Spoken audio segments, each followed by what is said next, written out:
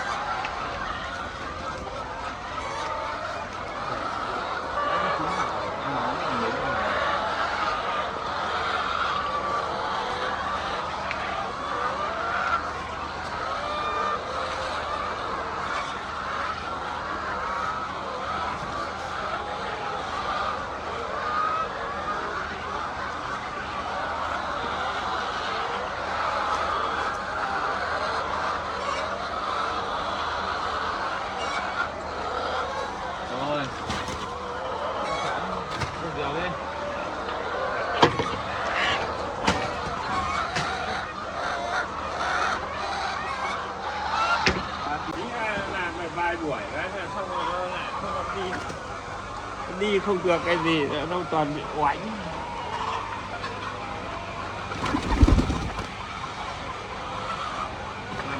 bị đấm.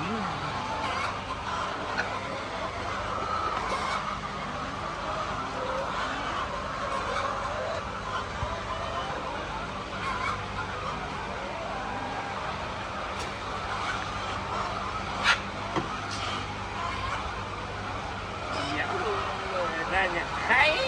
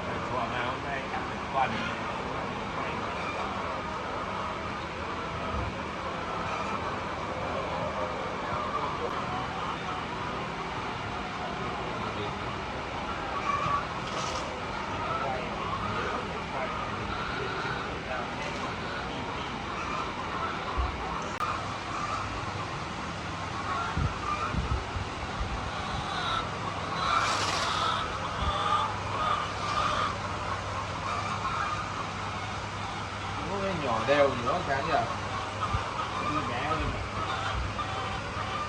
nhỏ đều thì nó bé đều ấy.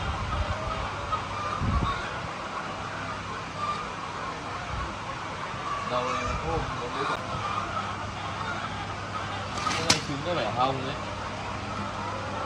Hay do thời tiết nhìn nó hồng hơn. Vỏ trứng đẹp à? Màu thì đẹp rồi nhỉ.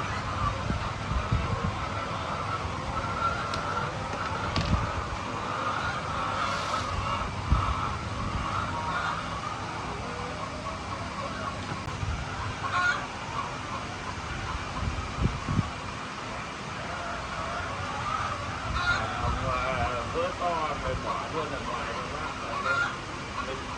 Có ở gì á? Có ở gì? thì bảo là bữa to rồi thì mình bỏ lại cho nó như quả là bé quá bỏ lại luôn. Cái gì bé bỏ lại nhá. Bé quá thôi. Bé này có bỏ lại không? Không. Mãi hẳn lên. Không mang đi luôn. Quả nào vỡ với quả nào bé nó bỏ lại luôn. Vỡ một vỡ nhỏ nhỏ kệ. Đáng nóng lắm nhất.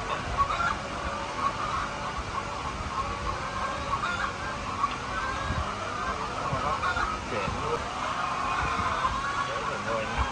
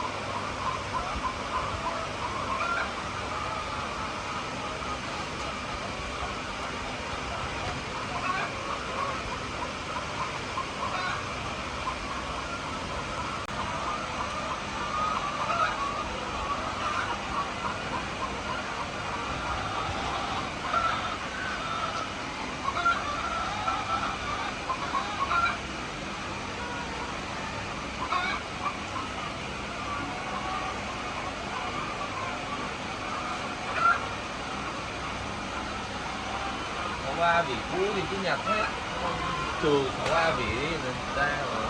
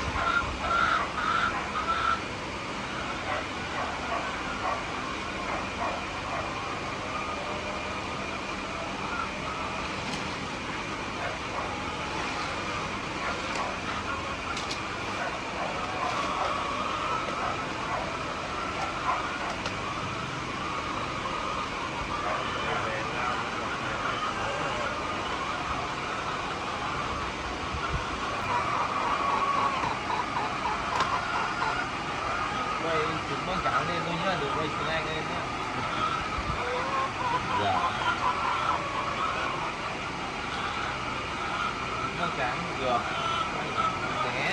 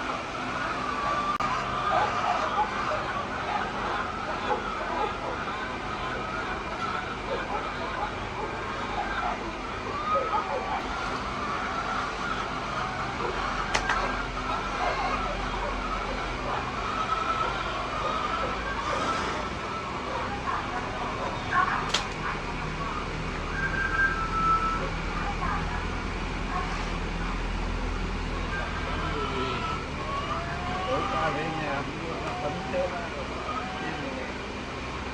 chấm chốt cùng Đúng chưa? Có. nhảy áp điện này 2 lần cho người dạy Chưa áp. để bật điện nhảy áp này kiểu như là nó bé nó có chấm chốt Nó có xem ra là nó nhìn đẹp như vậy. Một giờ ấy, trước áp hơn 1 giờ, trong hơn 2 giờ hơn 1 giờ lúc người trôi dậy rồi đi chốt áp. lúc chúng ta vừa nó tắt điện thoại rồi ngủ chấm chốt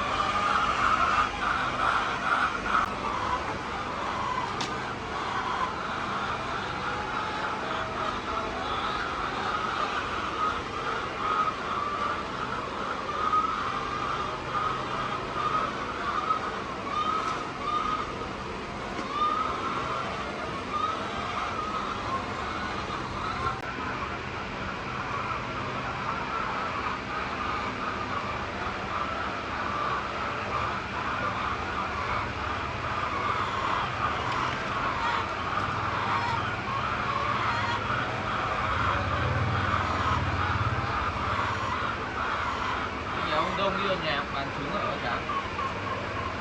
mang ra phương tiện ăn đấy Mấy cây mang ra buffet bán đấy.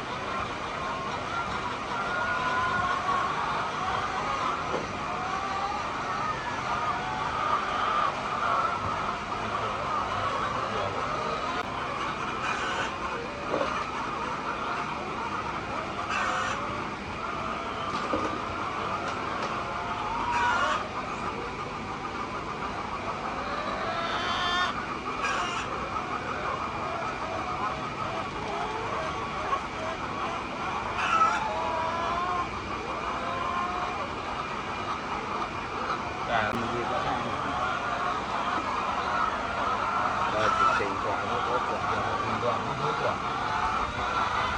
Đây là ôm chả có quả nào.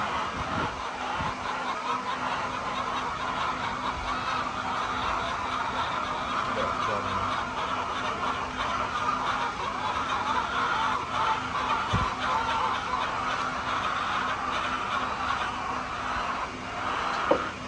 đồ chín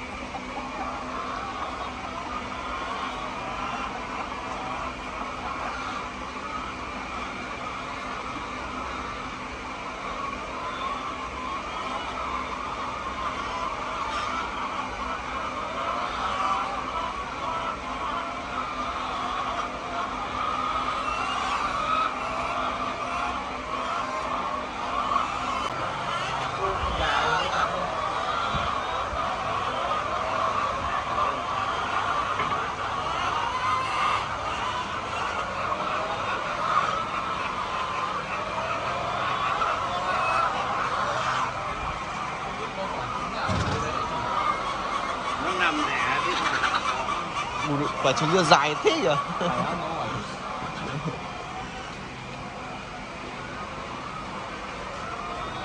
Con này con ngỗng nó để ở đấy. Nghe.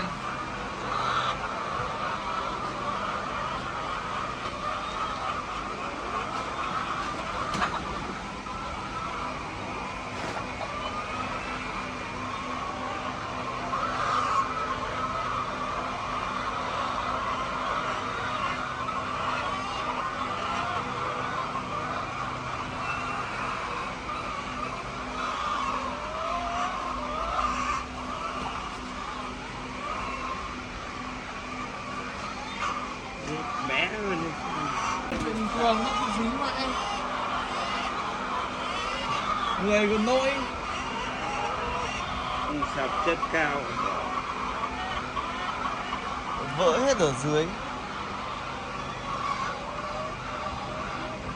Đây, hai nặng mà. Chọp.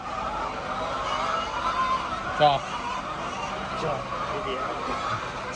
1,